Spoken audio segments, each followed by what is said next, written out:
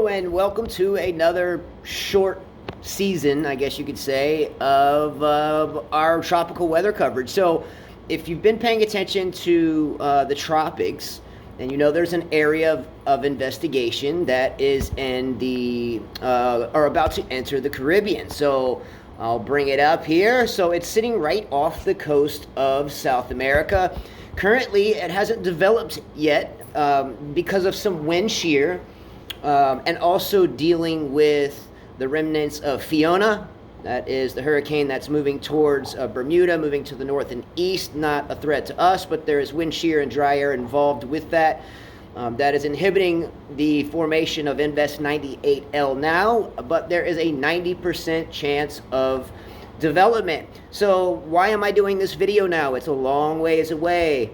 It is moving west. And what happens when we move west at this location?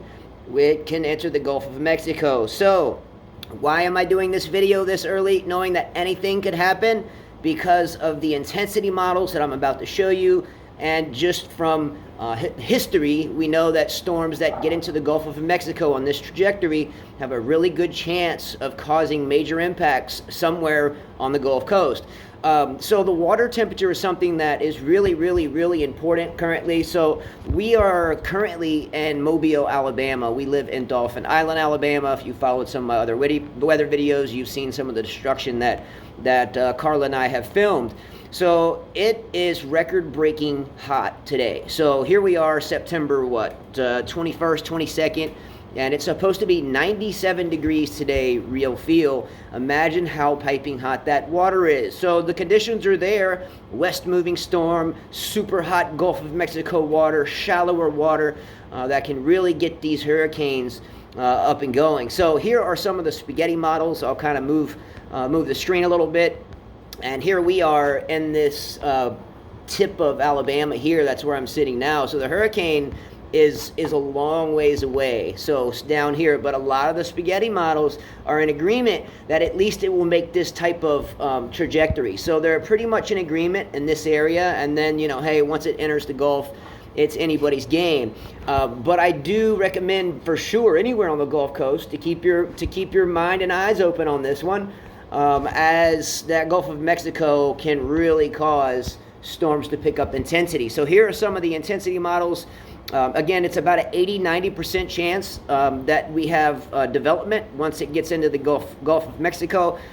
We can have rapid intensification. So this intensity model guide shows, you know, the next, 5 or 6 days. So we have time on the bottom. That's moving on the bottom y-axis, and then we have the category of storm as we go up on the x-axis. So x-axis meaning here, y-axis meaning here. Kind of sounds like I'm teaching tennis.